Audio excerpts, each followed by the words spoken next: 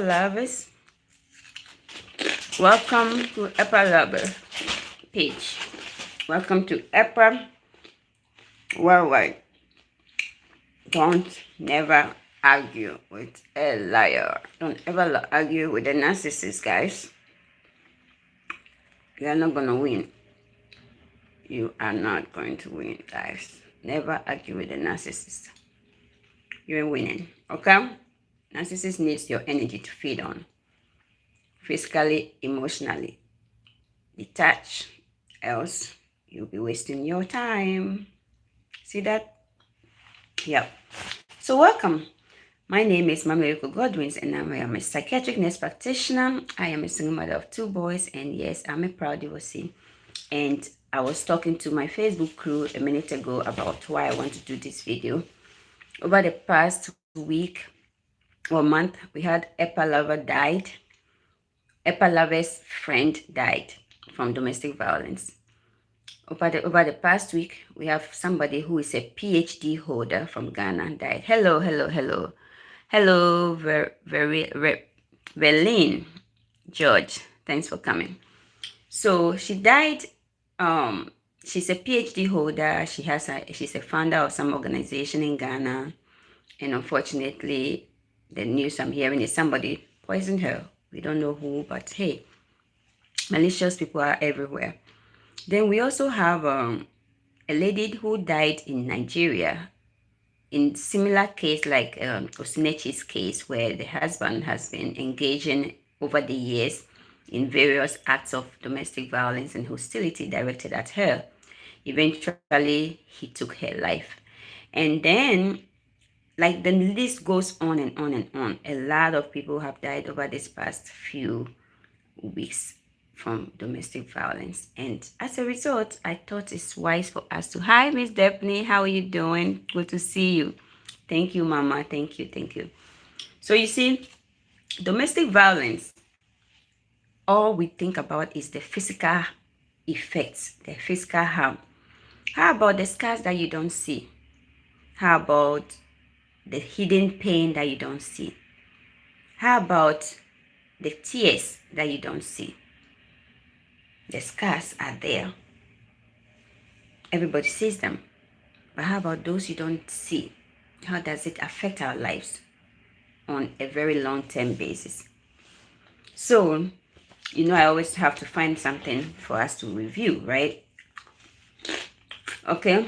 In many cases, it's only the intimate effects, the immediate effects of domestic violence that are heightened in statistical reports and survivors' resources, right? While it's true that time helps with the healing process, it doesn't always erase the trauma or the lingering effects that come with an abusive relationship, which is why I'm doing this video. The lingering effects, the effects that are lingering, that are laying, that you meet somebody, you're talking to them, then they pull a trigger. Like today, I was talking to somebody. How do you feel about meeting somebody?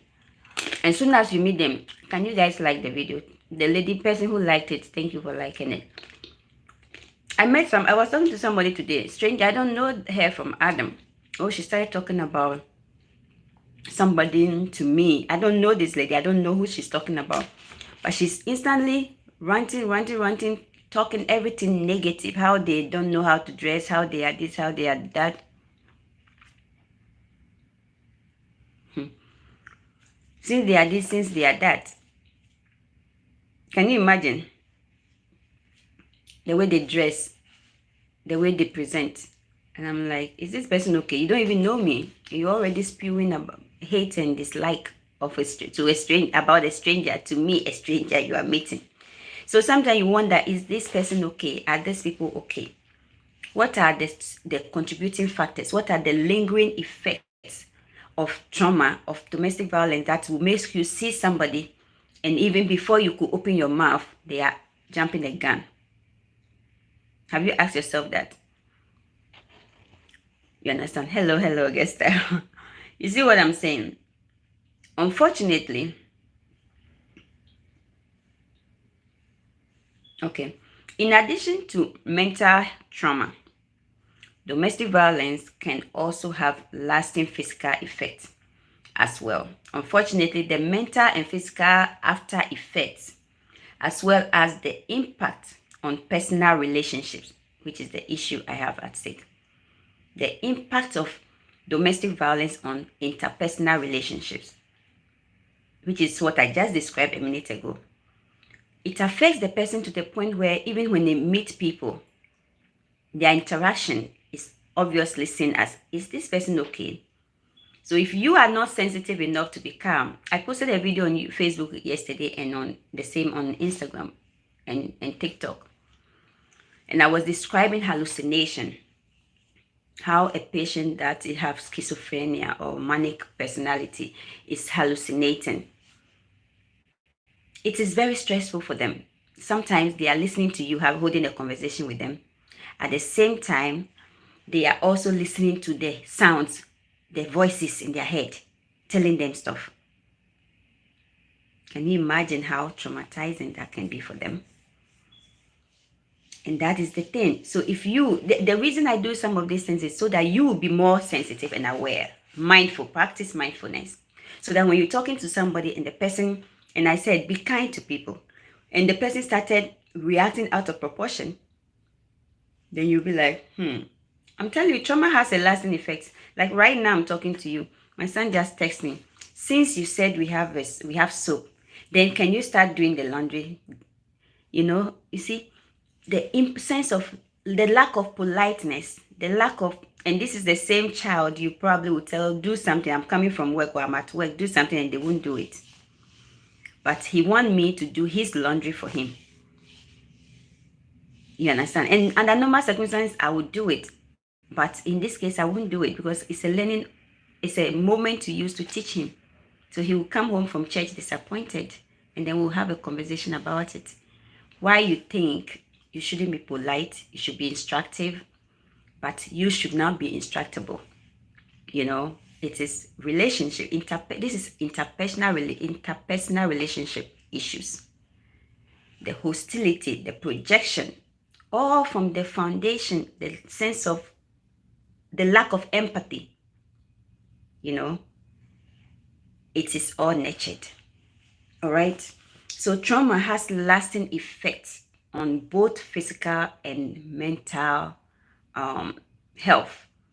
However, we tend to see the physical and to believe, and we don't think beyond the physical and realize that the emotional scars are more dangerous and more scarier than the physical scars. Both of them are not good, but the emotional ones are very, very, very bad.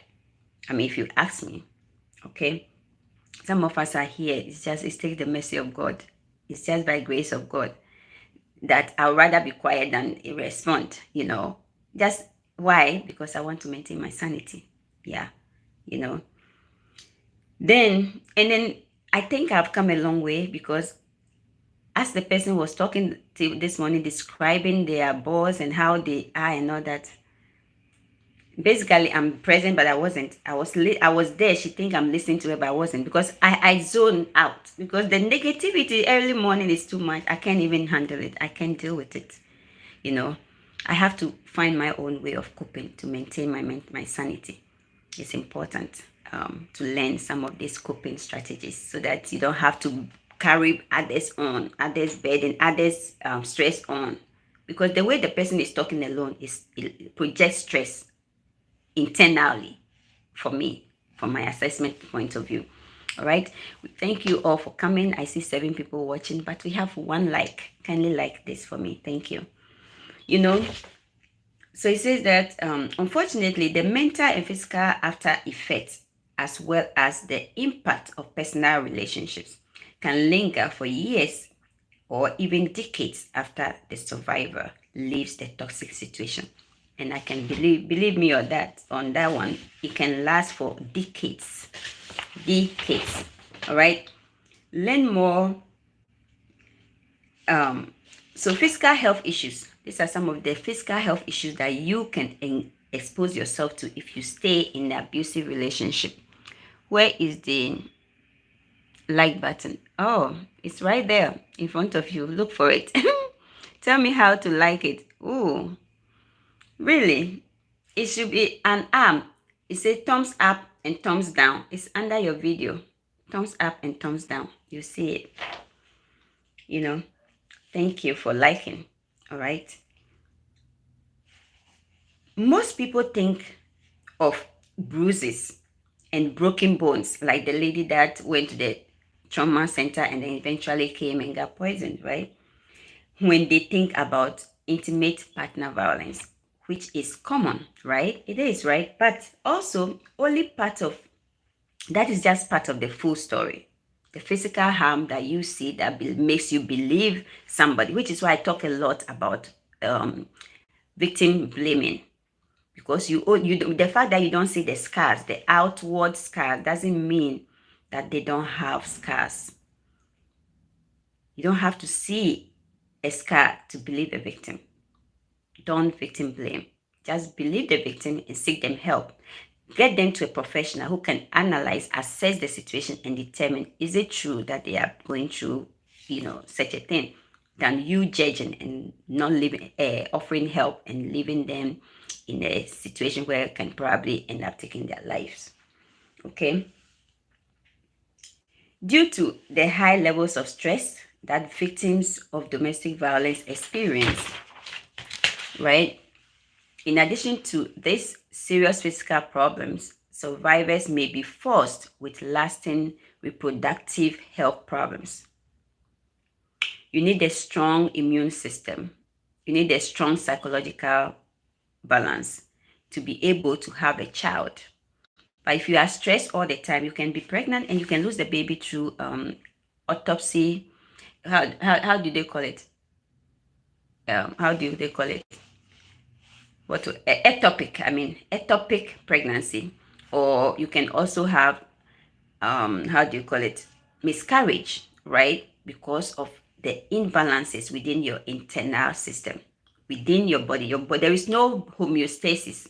You have not attained homeostasis. So the imbalances in your body, the high stress level related to the trauma you are being exposed to, can cause you to have ectopic pregnancy, miscarriage, or even just that the pregnancy never comes, because your hormones need to be at a balance and be right, in order for it to mate, so that when you mate, it can merge and get fertilized to form a zygote, and you end up having the baby, right?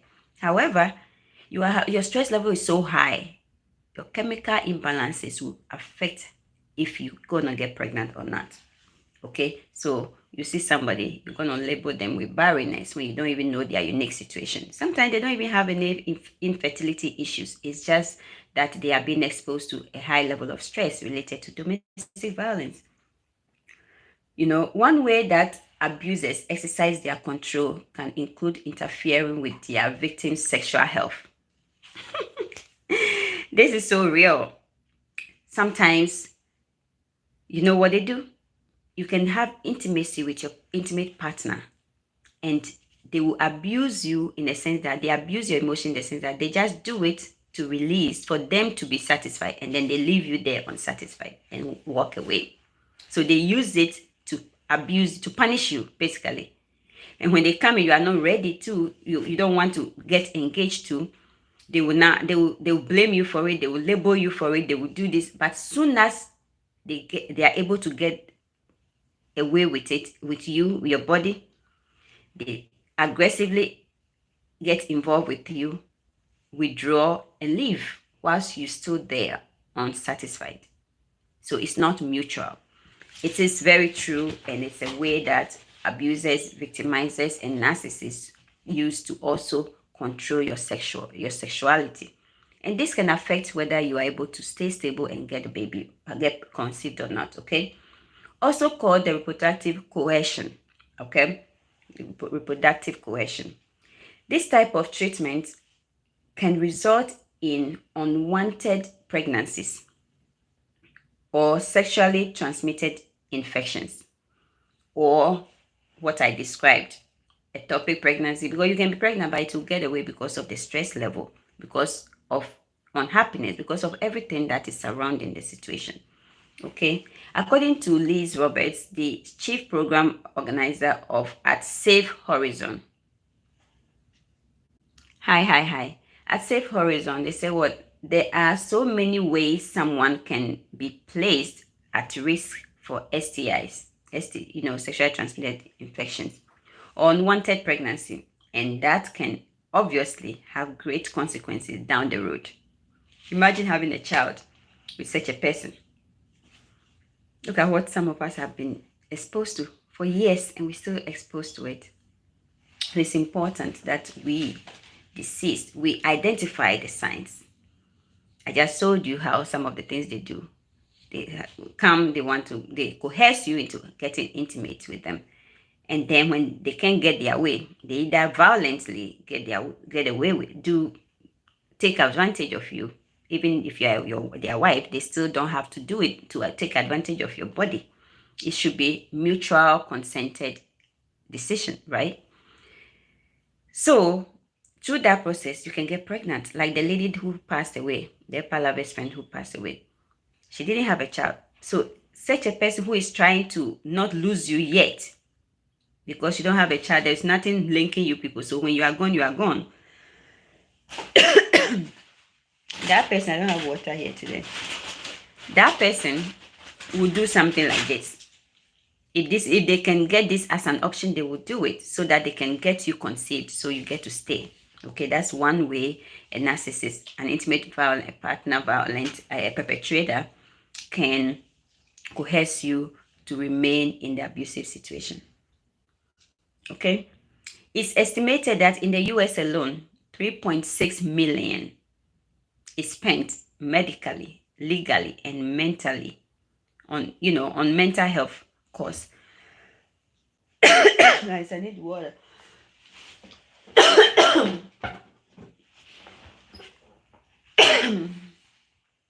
Okay, 3.6 million is spent on mental health care, legal issues related to intimate partner violence, and also medical health.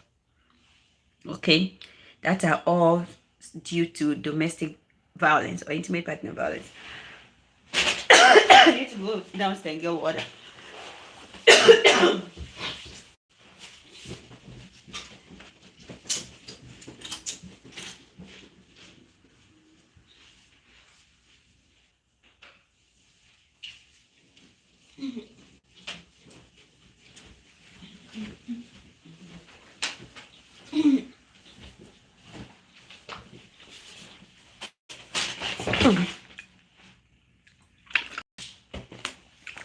You see,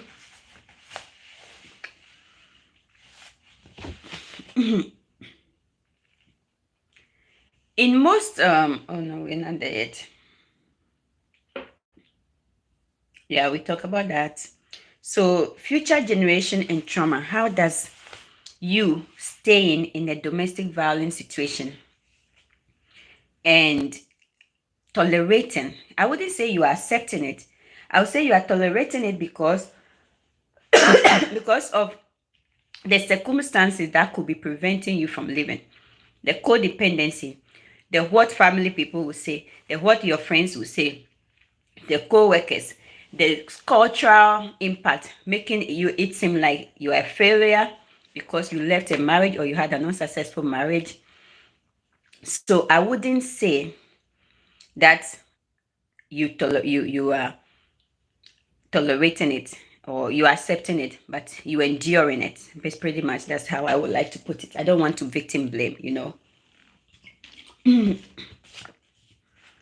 Now, how does you staying in a traumatized environment or domestic violence relationship and marriage with your kids affect the future generation of your kids? Sometimes I get worried about my kids, and it's a fact. You just saw a text message he sent to me. No sense of politeness.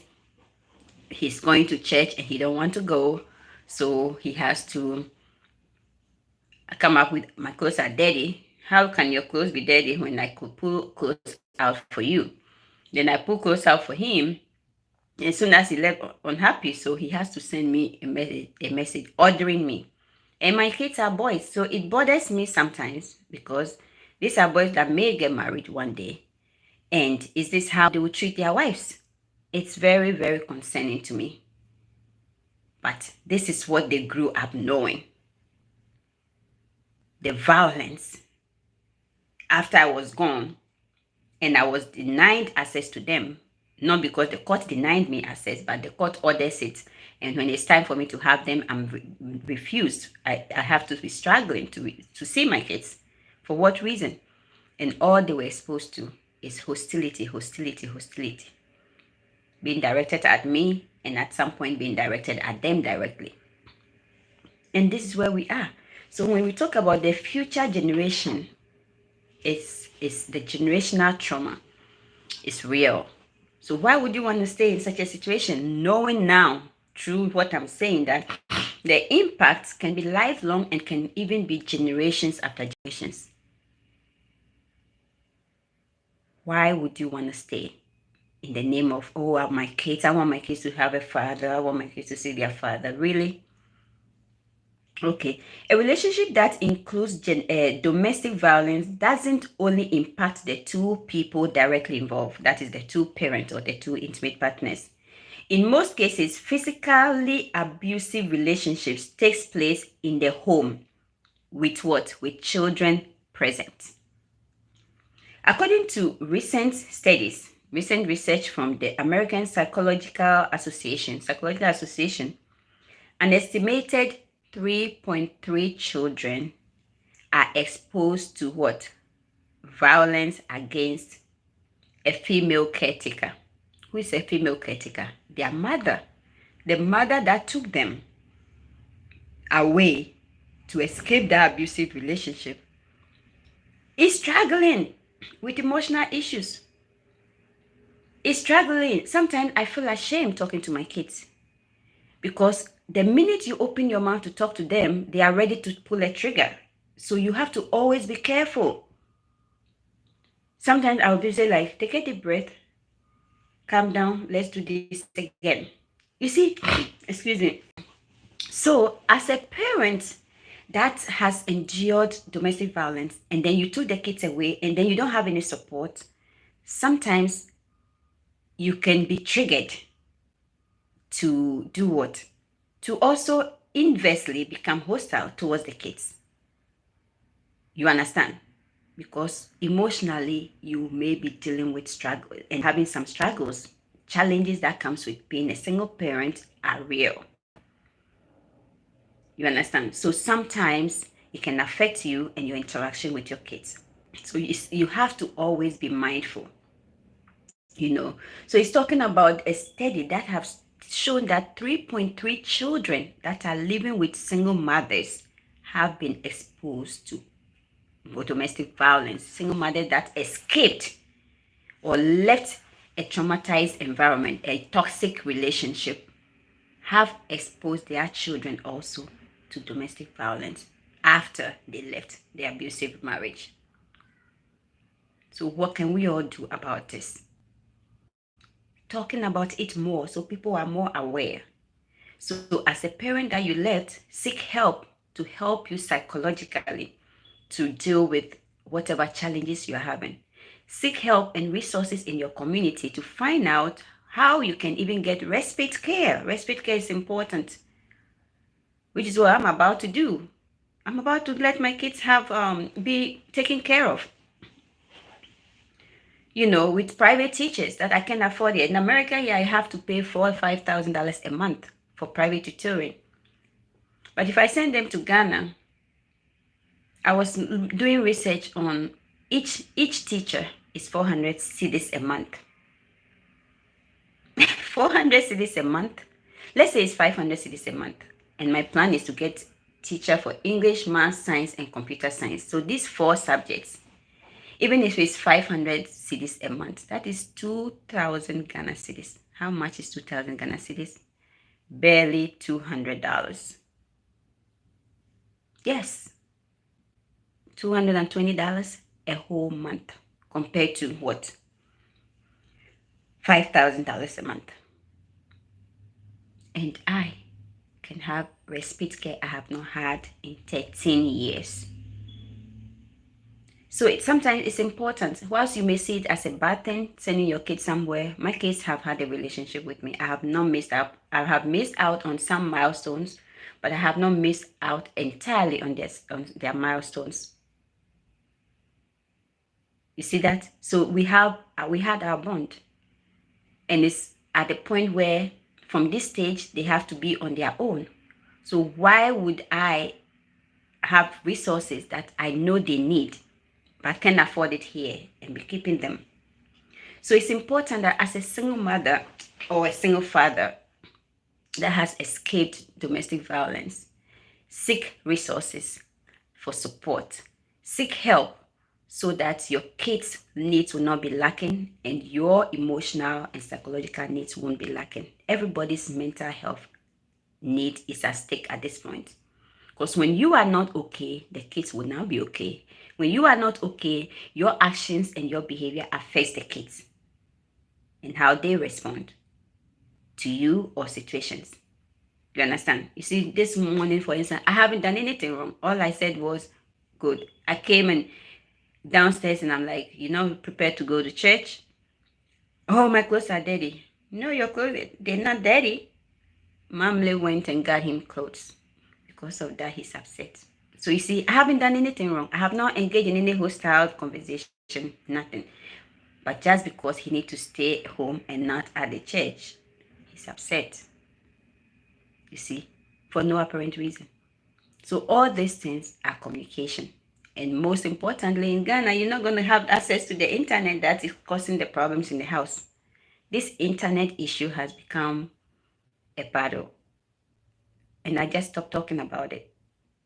But in Ghana, mommy is not providing that. So you're going to deal with it. You're going to be faced with either your books or your private teachers and going to school and eating healthy. That's it, right? And fun time that mommy will pay. Oh, sure, I'm going to pay for him to even go to the spa every month or every 2 months, maybe every 2 months, to get his toenails cut, to get his hair groomed. Trust me, I'm going to make sure I provide luxury for him, but he's going to work. So that will pay off for for him hating me for taking internet away from him, right? We have to do that. Sometimes tough love need to be provided at some point. But how do you do it in a healthy way? Balancing. See, I said I'm providing all these resources, private teachers, right? Good food, right? One-on-one teachers, not just one. That is luxury. Then on top of that, you're going to take some weekend create recreational classes to socialize, learn maybe the Twi language or the Gan language or the Adan language, and also do what? Go to church on a regular basis and maybe also more associate with family-based faith than, just any ordinary faith. So it's important that you know how to seek for resources in your community. Wherever you are, there are resources. Reach out to the DSS if you're in US, UK, wherever. Reach out to the social welfare services and say, hey, I need respite care for my kids. I am not okay. I need a few hours break. They will provide it for you. There's a crisis line wherever you are. Make sure you know them and you are calling them, you're reaching for services, guys. Okay. According to the study, so we just talked about it, right? One study shows that $3.6 million is spent on the mental health care services, legal services, and medical services for victims of domestic violence. On the other flip side, also, the generational trauma that can come in the future of your lineage can also become violent people. The generational trauma can remain. How?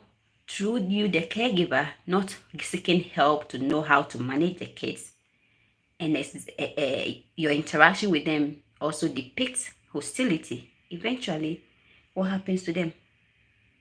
they also get to be identified. Whilst you got identified as a victim of domestic violence, now your kids are also going to be identified as a victim of domestic violence. And they said statistically right now, we have 3.3 million children identified as such, people that have been abused by their caregivers, their mothers.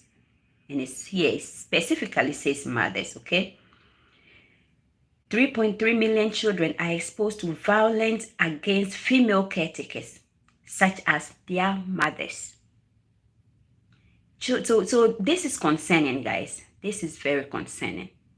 Because if you, the mother that is escaping the domestic violence situation, you want the best for your child, you fight and doing everything for your child and want the best for them. And if it turns out that you are still the one abusing them, how healthy is that? From a personal standpoint, I can tell you that sometimes these children can't even be pleased. So at some point, like me right now, I just do bare, like I don't like engaging in hostile environments. That has always been my nature. I like my place to be quiet and peaceful. So when you do like this, I just be quiet. I won't mind you. Like the text message, I won't mind him. You guys know, last time you were here when he asked me to cook rice for him, I was on Facebook Live. I left it, you guys here, went and put the rice there. But this one, I won't, because I have to use it to teach him. I have to hold him accountable. You know, so when I'm sharing with you, I'm not sharing with you because my kids are horrible. No, your kids are worse. There are so many kids in jail. There are so many kids on probation. There are so many kids, 12 years. Me, I've taken care of many like that in my profession, that are in the juvenile detention center, 12 years, 13 years, that already have so many tags on them, so many arrest histories on them. Thank God to my Oluwa in the heavens. My kids are not associated with any of this, so I'm blessed.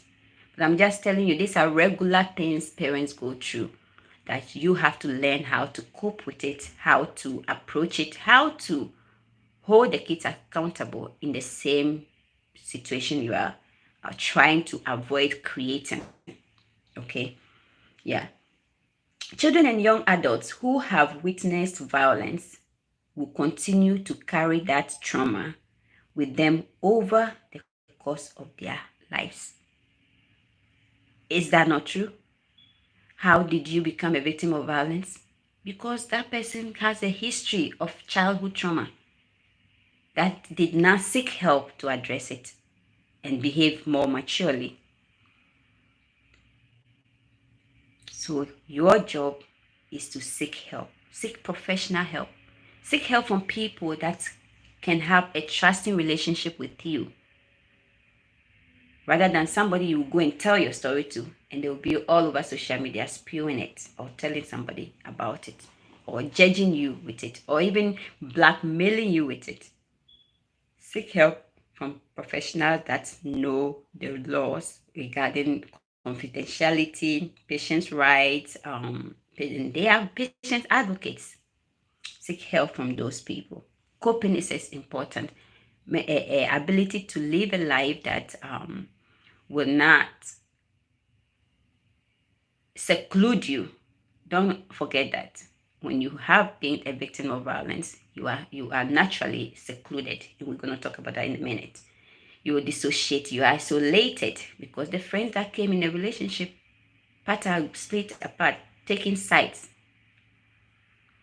So you have to now learn how to re-engage and form new associations that will be more supportive of you, your journey, and help support you to overcome. All right. Okay. Children, young adults who witness domestic violence all their lives. A study by the CDC found that the type of things that we live through as a child have a big impact on our adult lives, in addition to the trauma that comes from what? That comes from the trauma that comes from our childhood, okay? Broken personal relationships. That's what I was talking about. Interpersonal relationships. Association.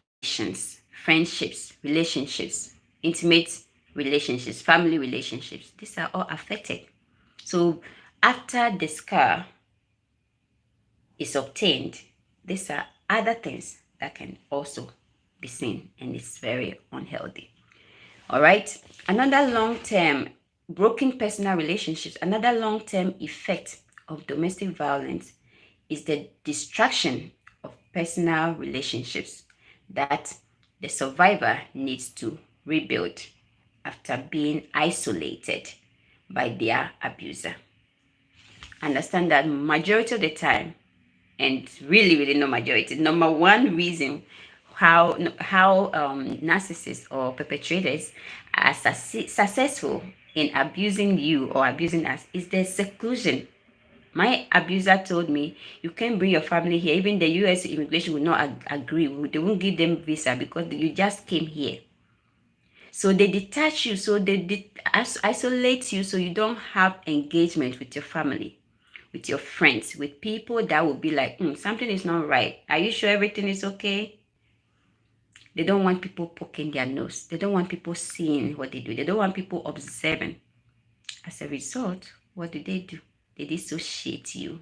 They isolate you from your engagement. So once the relationship is broken, now you are now trying to rebuild those relationships. And what happens? Oh, when you were married, she didn't know us. Now look at what she's doing. She's trying to come back. She's trying to now all of a sudden your friends now will be what? Even isolating you further.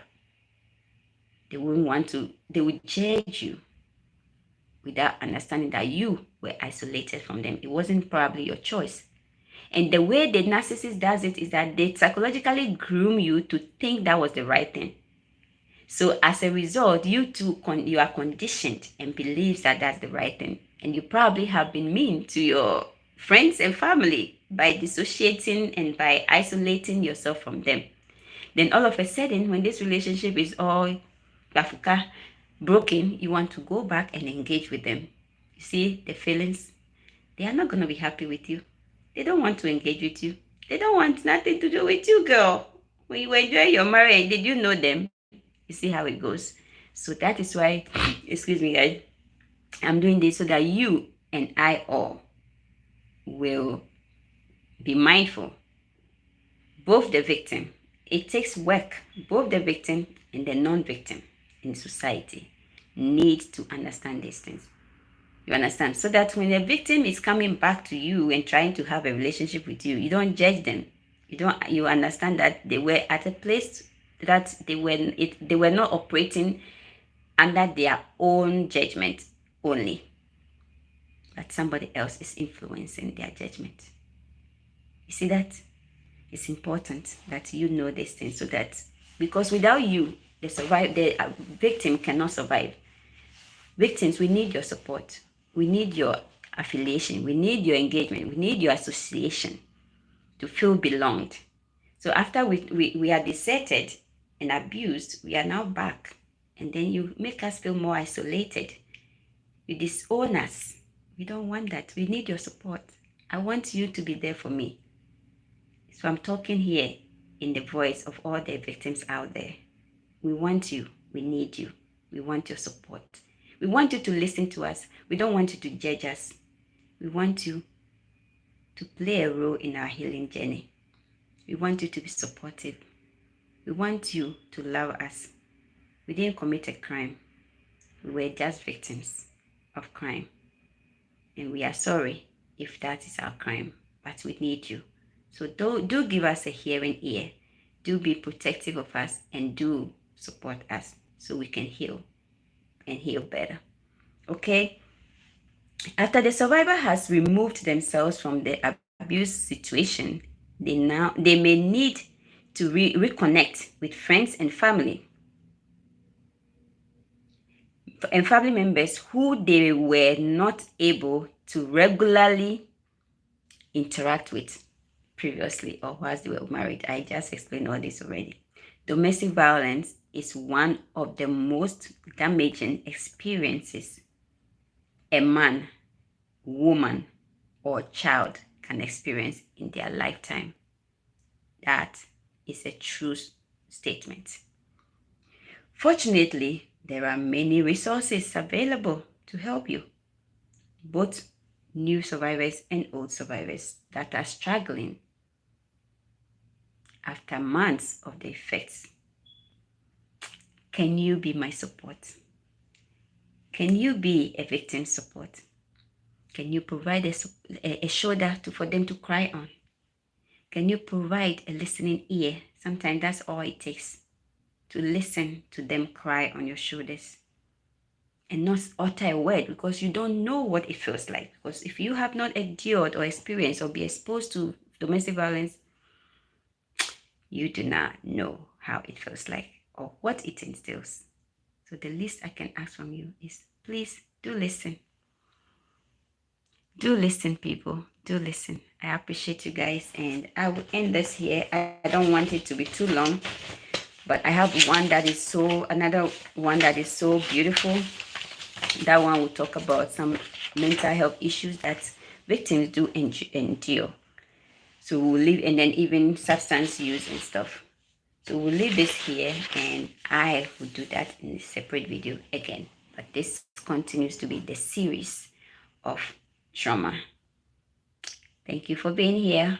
I appreciate your presence. And don't forget to share this video for somebody to get hold of it and listen to it. Share it to your WhatsApp, your Facebook groups, and thanks so much. I'm learning so much from you. I appreciate it. I appreciate it. Thanks for being here, and thanks for listening. Share to your Facebook groups, your WhatsApp groups, and let somebody benefit from this episode.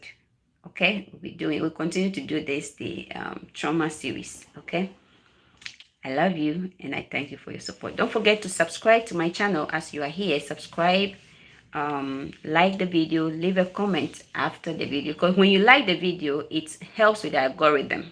Okay, thanks much. I'm learning so much from you. Okay, that's Josiah again. All right, yes. So kindly like the video, share the video, and let us grow together. Subscribe, kindly subscribe and support. Okay, God bless you all till I see you again. Stay safe. Happy Sunday, Miss Daphne and everybody. Stay blessed. Bye bye. How do we finish this? End this. Okay.